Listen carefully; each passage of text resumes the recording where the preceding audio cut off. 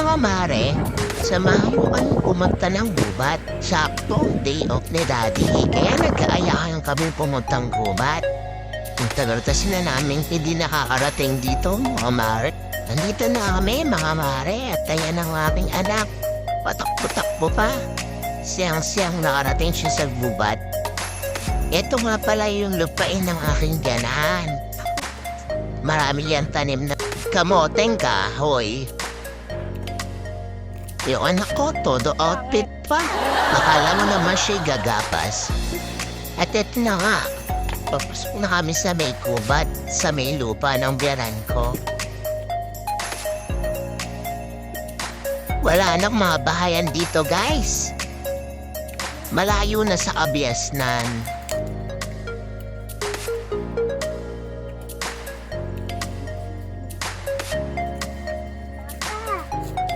Nakakita kami ng baka.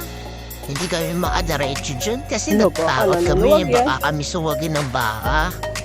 Hindi nga kami makadiretso kasi natatakot kami. Kaya bumalik pa yan ako. Dito ka na lang kumuha sa bungas. Iniwan na nga kami ng asawa ko. Dumiretso na siya dun sa paloob. Naiwan kami sa labas. Nakakatakot naman pumasok at napakasukal dito. Wala kasi ngayon nagme-maintain dito kasi hindi na kaya ng biyanan ko. Malabo na yung mata niya. Kaya walang nagdadamo. Yung mga baka na lang yung kumakain ng mga damo dito. Buti nga, meron pang malinis na lugar. Ang lawak nito, mga mare. Dapat dito kami magbabahay, kaya lang wala kaming kapitbahay, natatakot ako. Baka kahit sumigaw kami mag-ina, walang makarinig sa amin sa sobrang layo. At eto na nga, nagbubuntot na yung asawa ko. Kaya nga pala kami kumukuha ng kamoteng kahoy. Yun, ang laki. Kasi nagpapaluto si Sabina, no? Kasaba cake. Magti-teacher's day na ha.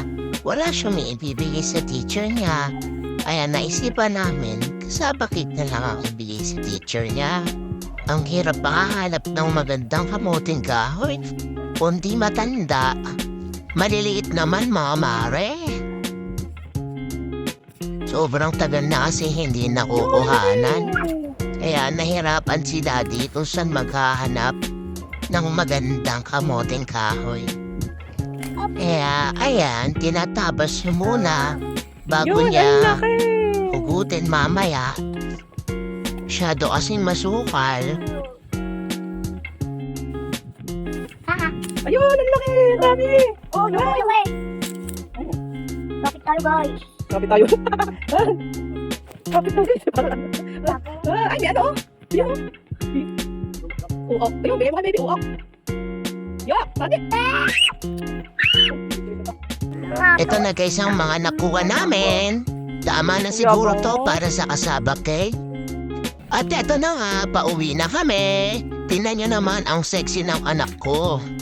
Thank you for watching, guys. Bye-bye!